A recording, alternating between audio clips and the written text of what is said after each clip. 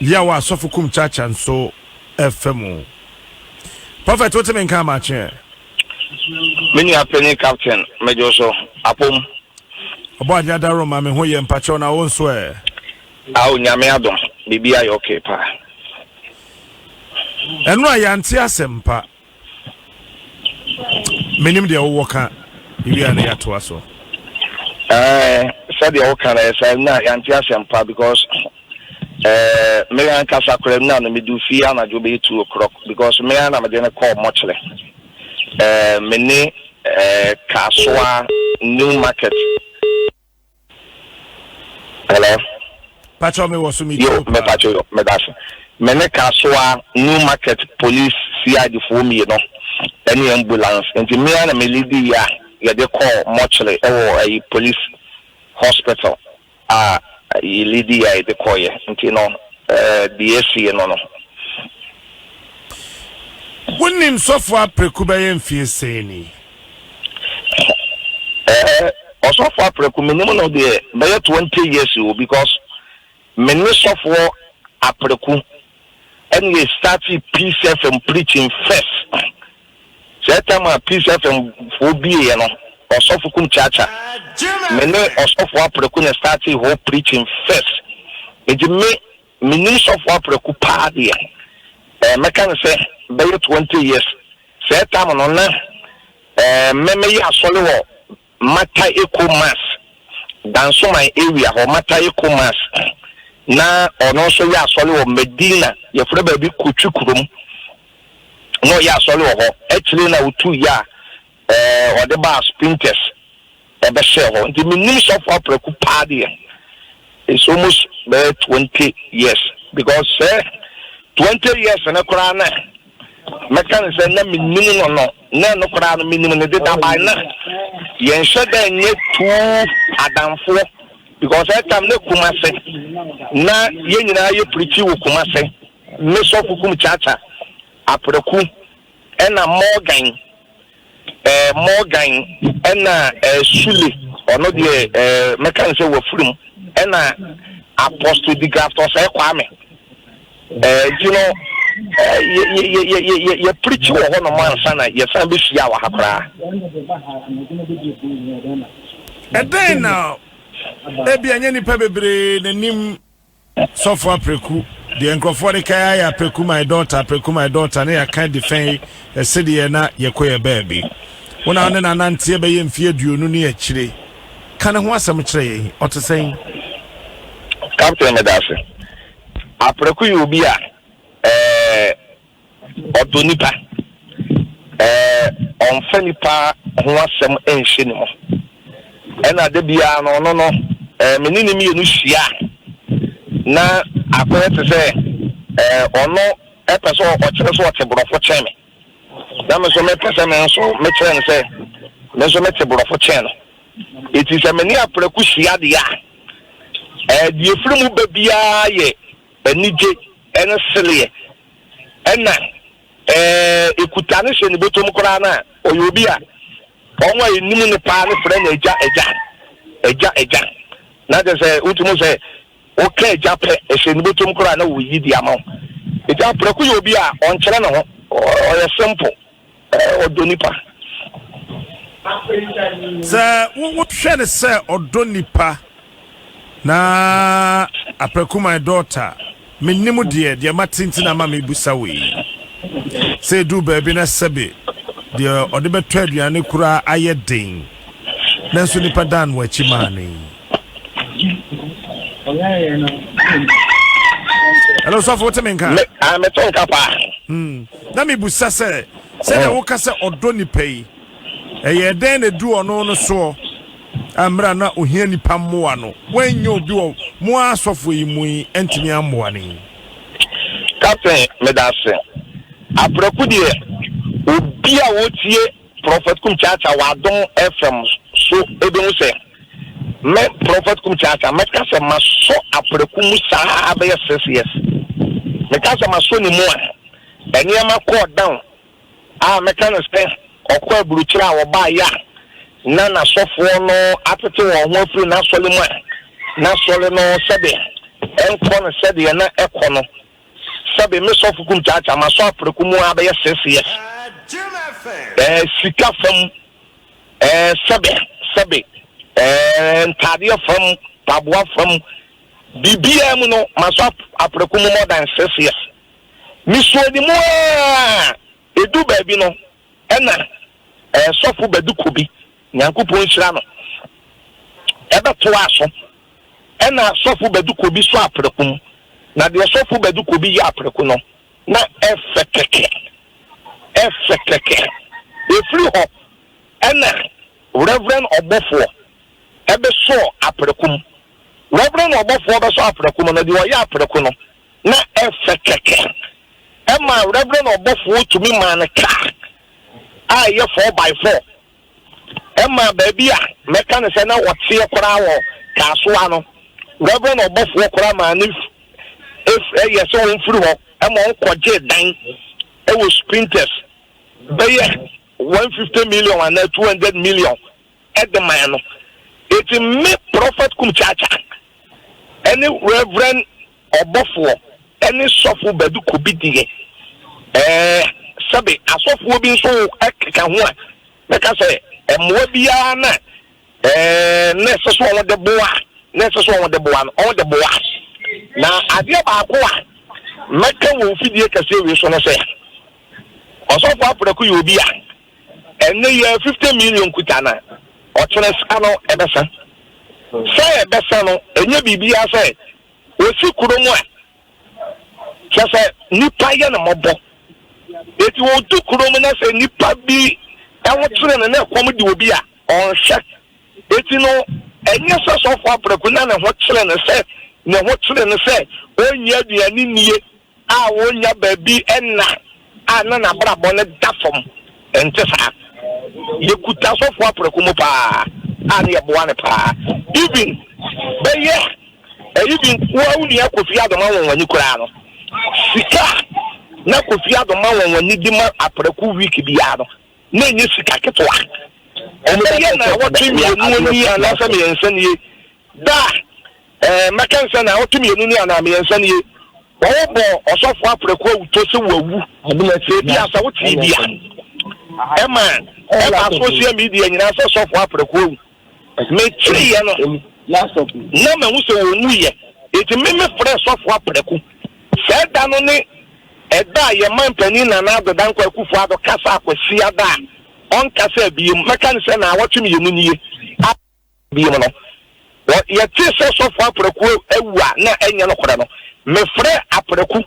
ema apreku ba mi fie oba ye no me frɛ kofi adoma wonwoni ema kofi adoma bai ema kofi adoma be ye apreku interview oni kofi kora be di mi fie more than 4 hours ebe ye ni interview a na ho den de bibia nya na ibi okokora no sika kofi eyi ya wodem ano no eti emwa paade se we yi sofu kum chacha from yi sofu beduko bi reverend obofo ene ye ni akofi adoma wonwani sika ye de boa na sebe yentumi nka ho asem but eja onipa wu a ya na ne ho asem ka no akoye bebre Pacho we die many sound and a many sa opani aprekunso but ensem bi ne nam from mamsa afie bedu ba bi no sabe no abaye nsadriam eyampa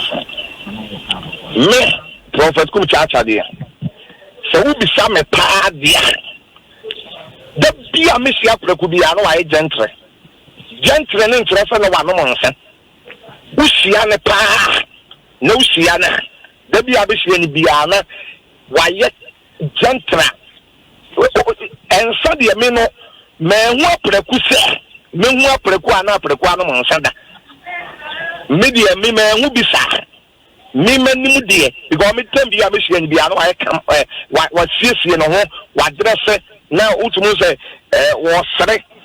so ada se eti me de me yi enani 4 days ya me kura me ne kasa enani 5 days ena me ne kasa ye no na ye kan say me kuro mu ni bi wo US eti phone bi na ɔde ɛsɛn ni Kofi ɛna Kofi yɛ sɛ ɔde sika bɛka ho na yakɔ apreku hɔ na yɛde phone no ɛne sika na kɔma no eti mini Kofi adoma edi nkɔmɔ nene nansa ɛne enu no pa nyinaa yɛ sɛ nyame boa me kora na me ka kyerɛ Kofi sɛ ɔnyɛ ne Friday na Friday na menya kwan because ɛnɛ ayamanachi me preach o Peace FM me wi a me wɔ nneɛma bebree yɛ edi me busy ɛna Kofi kora gyina phone so na Kofi sɛ dabi na Friday deɛ ɛkwan wɔ too much eti Kofi yɛ sɛ Friday deɛ ɛkwan wa wɔn deɛ ɛnu na ne ɛne ya no pɛso wɔn apreku na adeɛ bi ɛsɛ so ɔde ma ne bi a wɔde ma no eti me deɛ me prophet kum chata me kan sɛ me hu ne sɛ na ɔwe nsa by enany 4 days ya em say wo pie ye wo hwe social media video bi a e trendy a em say me hu ba bi a wo kɔ ye ne ba bi a na wonam na onne afuna bi girl ne kora so ye boy so ye girl na ni mama na say o girl no o ye na girl no so aye no o ye na girl na ye na girl ne kan video no say osofo apreku pa na no patutu say wabuse na metwa video okekeka again keka na nsɛm na ɛsɛ okeka eti no enani 3 days no video ni kwa akyire pa because me phone me say ekuta no kora no minya video no ɛwɔ so more than be almost 50 we from me na we from me eti no radio station even adom kora no bright eye any other radio station bebre any me kasai me interview any ade na me kura me ka say girl na wo video so for apreku no me di ne ho yaw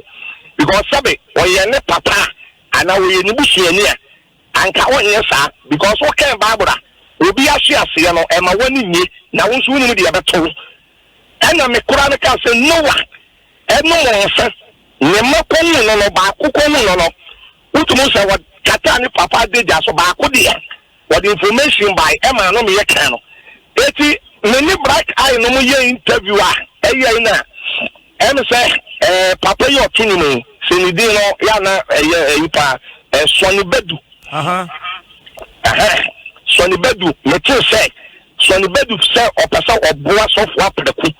oboa no e wo sika from ni niema bi from ni ade nyame sha Soni Bedu nyame sha ne pa eti ayi asa no na em say Soni Bedu ma em say ne koda ni bi frɛ apreku ne last born ena oye say on be ba akɔhwɛ ba bi a on papa e wo no so wo fia sɛ de be ya ebenya kwan na Soni Bedu emwa bi o pɛ so de beboa ene ada nipa bi on pɛ so on beboa no emwa bi a na on so on de beboa no on de aba eti ne ba na wo chato no ekɔ fie wo no no awo o mefi sɛ wo bewura ne papa dem wo no ne ya loko ni wechile ya loko no obomu a ya kan sen onye so omi eti akwada ne fa akwa bi so anya access ene odi hu se ne papa eda empaso ne nsa egu ne ho ana ne boso eti ne oyi sa no em so wo frɛ na wonye so wo frɛ na wonye so ono so wo ye young girl ene oba madam bi owo eni mpanifo bi ene ja obeka kire won ma won wura se ko ho ne ade na just we do inside won no osofo apreku dem paso a me be say ahome e ma bibi e ma ene ade eti me wo ho sa na ena apreku former wife a won na wo me nsa no e frɛ me prophet kum chacha because won se bibi e mo no me na me di akoni ababoa do ena o frɛ me na o ka kyem se sofo kum chacha di abani ena say dey na aba ena say apreku ewu eti mi kora no ena de wo de na me pese me pie na say apreku de wo de ngu wo me ne kasa na ne 5 days ni ade nyina na apreku de wo de eja me tu ka ena me peke na yele no ena ye koye you do them one say de na ne ba na ekyere na e pepe pa wada so ne wada mpa so a ne segu ne ho anansa ne bo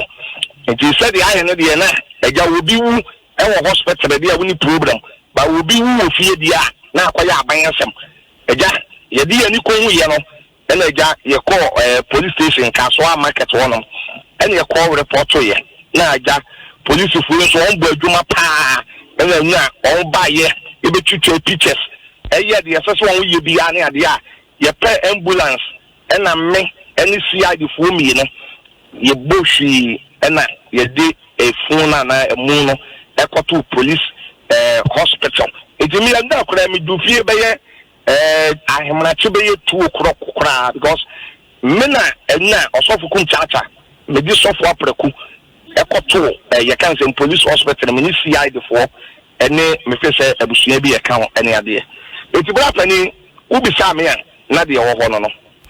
sofu apreku na ne nsori no wo no ebi say 25 branches ebi say 30 branches wadawroma na ne branches ye dodo say what side did there mean to me entele because we say adia ba kwa ya na woman say ye tete sole ya ebi a wo sofo bi kura da branch bia no wada branch bia no no so urade afa no so ase ko bie different branch o baby but let bi a asole na ho eti no mean to me branches na do sisi pa bana do so kakra na apreku won sole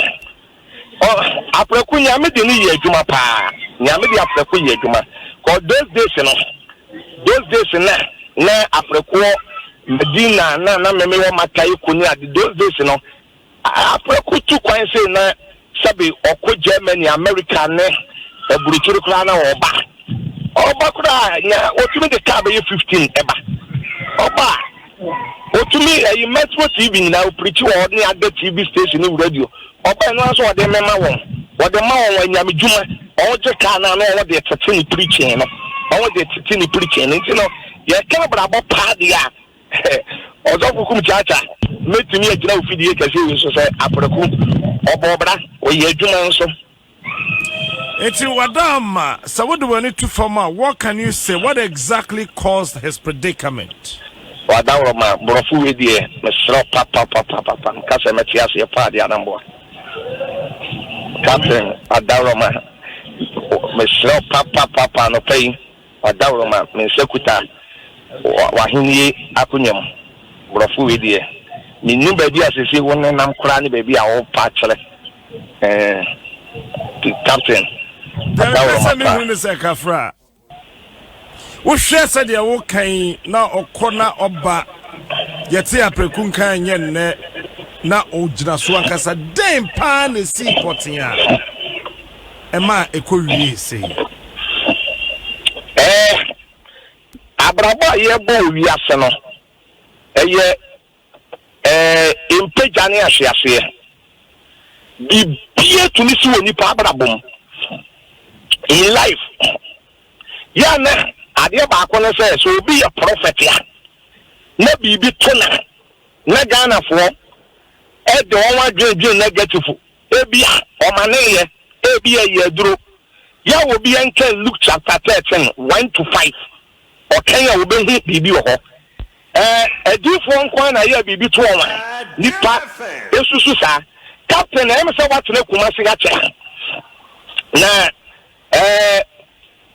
sofo bi okumase na ye preach okumase those days na your friend evangelist Morgan so what ni dinda ai me ni Morgan pa me da so pa also me no kasei no sabi o sabi mpreduasa Morgan yale ya da dem be 6 years kora mentida o se na nsen kura social media ni ade nyina ni guo sa mentida me say okay obi betumi a confirm enye social media ni ade nyina ni guo no mo sabe so on koyi ni interview bi kura ma sabe won ye so won hia mo akakra e de aboa Morgan dia me can see so no say so for Morgan we ye nyame ni pakasi a wo preach adom won so nyame tumi nyame sa won so ye kan so for preach pa ni Bible ma so for Morgan bi nanso abrabo ye bo na captain ya me prophet kum chacha ya me kase owuo ni yade owuo ene yade ye mfe ntwempoa nipa bi a wo wiase bi ase nyankopon so obedi 70 years na wadi 60 years ya 10 years na aka wo wani mu kora no ya su aye su na je wo wie ye ho so da say bi pie to mi si wo wi ase eti mi prophet kum cha de ya na eto da bi na obi wu a sabe na okoye difo kora de ya na Ghana fo e no fa ba bi e na no free nyame ntia life osofo bi wo USA idi ni na mi ntumi mo mi wura fi wo hia to fo mo ama sabe edu ba bi no na sabe wani atutu fo kora na edi agoro no wonam wo hia to fo mti but ni pass hia Proverbs 24 verse 16 also three ni hia prenso so le prenso Proverbs 24:17 say wo tanfo hia na ma wani nso nye da ene first of all ya America wo US ene edome kuta no ene di nyankopon aye no eye great Mamenda wase yes sir Prophet Kum Chacha BBS Chira Masato Safreo eti captain ansa na me kodon em se ene abusua be hia na abusua hia ye be firi mu abia nso no wada woroma ye jiwudi se adum kasafidie kase ewiase nyina abete ama ensese bi ewo bi ya no ye de ama di captain Chacha nyame ntonkom Mamenda wase Sofo Kum Chacha Mame kwa homa no so na menemi